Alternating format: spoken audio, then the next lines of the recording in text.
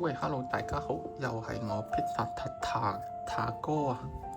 今日想講講 Tudor 925啊，925啦，咁都係個好 basic 嘅款啊。Back Bay 幾多？Back Bay 58係啦，應該 BB 500。咁呢個好似39mm 嚟嘅。咁買呢隻錶嗰個時間呢，就都係疫情期間嘅。咁嗰陣時連 Tudor 嘅黑白熊貓都炒到上去有日價啦，係啊，非常之誇張，連 Tudor 都要炒啊，啱唔啱啊？Tudor 係骨嚟㗎嘛，唔知大家同唔同意啊？我唔係好同意，因為 Tudor 真係嗰個質素非常之滿意嘅，同埋都算係呢個價錢比多過呢個價錢擁有嘅價值嚟啦。咁嗰陣時睇呢隻錶嗰個presentation 嗰陣時咧，就係 Ming Watch 啊，阿 Ming 就介紹呢隻錶啦。咁好多大頭相啊，同埋好 detail 嘅close up 啦，都會見到隻錶成個 execution 啊，嗰個 color 個 matching 啊，非常之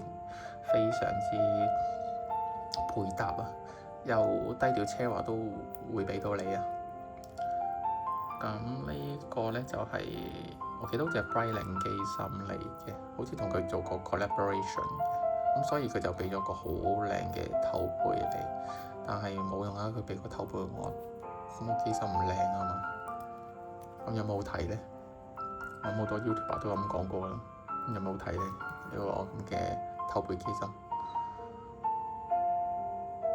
係啦。咁點解換咗條帶咧？呢條帶就係啲師兄啦，我唔知佢咩原因啦，就單賣出嚟嘅。咁我見到又唔係好貴嘅喎，平平地，咁咪執咗翻嚟啦。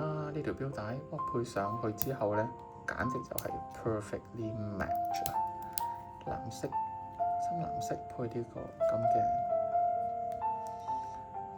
灰色啊，sorry 啊，呢個泥水灰啊。咁呢隻錶啦，就我都真係唔記得咗咩年份買啊，遲啲再睇翻啦。咁我想講講關於佢嘅維修保養啊，都想講講。咁呢隻錶其實我本身咧，其實都 expect 佢嗰啲機芯啊，或者走時啊嗰啲都唔差嘅，因為始終有 cert 啊嘛，咁 COSC 啊嘛。好，跟住係啦，講呢樣嘢之前咧，都想提大家，其實我某一段時期啦，都好鍾意攞晒啲錶出嚟去睇啊，欣賞下，咁去上下鏈啊，咁樣樣啦。咁就好唔好彩咯，又唔知咩事喎。跟住佢上鏈咧係好奇怪嗰啲聲音，你又唔係上唔到喎，你又上到喎。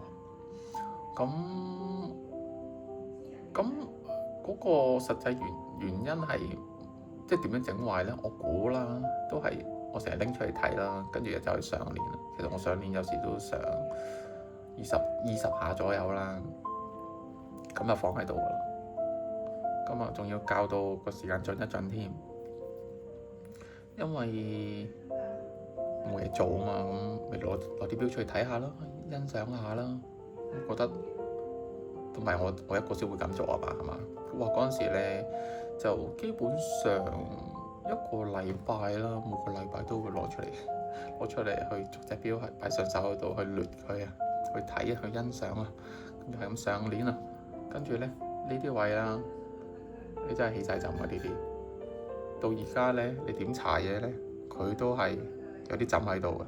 咁啊，冬天嗰節更加誇張啦。你呢個位咧，掂到你嗰啲羊毛冷衫啊，你就知我講啲乜嘢㗎啦，卡住咁樣樣嘅。好啦，咁呢隻錶咁我買咗啦，咁我又擺咗好耐啊，又係即係我對於整錶呢樣嘢其實都都比較唔緊張嘅，即係擺咗有佢擺咗喺度先啦。咁其實呢隻錶我記得應該有5年保嗰陣時買，咁我拎上去整嗰陣時都仲係 under 呢個 warranty 嘅。我記得應該係要打電話預約嘅，我記得我有打電話預約，打完電話咧咁就約咗個日子就上去啦。咁上到去啦，有2個姐姐招呼你啦，咁就同你檢查隻錶咁樣啦。咁我會問下你嗰啲錶大概咩事啊？跟住佢哋都問過點解你有冇條原廠錶帶啊？呢條好似唔係原廠錶帶嚟嘅喎。跟住我話係呢條唔係原廠錶帶，原廠嗰條我賣咗出去啦。因為我自己心諗呢條襯到咁 match，我唔會帶嗰條尼龍帶啦，嗰條尼龍帶又薄，咁搞到好似頭重腳輕咁樣，我覺得完全係唔適合啊！即係對於係呢隻錶嚟講，咁所以咁咪擺喺 Carousell 度買咯，買又有人要咁，好似1000蚊鬆啲就賣咗出去。咁即係講翻頭先件事先啦。咁姐姐問有冇原廠錶帶嗰啲，我冇啊，買咗。咁都好好，就冇堅持咯。咁佢堅持都冇用，我都唔買咗啦。咁點啊？咁佢咪幫我寫翻低咯，非原廠非即係呢一款嘅錶帶咁樣啦。咁呢個都係正版嚟嘅，呢個唔係翻版嘢嚟嘅，唔係陶器嚟嘅。好啦，咁佢幫我整啦。咁佢又問到呢隻錶係咪成日戴啊？我話都唔係喎，基本上我2-3個月都冇戴一次喎。呢隻錶其實真係好少戴呢隻錶，因為佢又未吸引到好想成日攞去戴嗰個 moment 咯。但係你又唔捨得放出去喎，因為佢成個配搭真係好和諧啊，好低調得嚟又好點講咧？我真係諗唔起個形容詞，知唔知一時間好優雅，即係成個配搭就係上手就非常之斯文咁樣樣。但係雖然佢係一個定位係好 sporty 嘅，即係定位為一隻好 sporty 嘅 luxury sport watch 啊。OK， 咁我知點解啦。其實應該都係條帶嘅問題，因為佢太過斯文啦。呢條帶你平時又點戴咧？禮拜6日戴出嚟真係唔係好襯我，係咪咁斯文嘅一個配搭？咁我發現啦，我真係好中意啲即係愛買協會嘅人啦，以靚啊、錶面啊、美學為主先咯。咁呢樣佢完全俾到你嘅。咁我講翻嗰個維修保養先啦。咁樣拎上去整啦，我記得大概2個禮拜到啦，咁就已經可以攞翻隻錶。咁其實而家都行得走得啦，冇乜大問題啦。因為你都唔 expect 佢整完之後又壞噶嘛，係咪？咁但係都係嗰句，非常之少戴。咁透過呢啲咁嘅壞錶經驗啦，其實都想講一講，即係希望大家注意下啦。如果你真係拎上手，即係諗住去玩下佢啊、上鏈啊咁啊，其實冇咁狠咯。我諗10下左右啦，咁佢搖下佢識行，咁就 OK 噶啦。即係唔好上成好似我咁戇居咁樣，上成20零30下唔知做乜鬼咁樣，即係上足佢幾多個鐘啊？72小時啊，咁樣樣啦。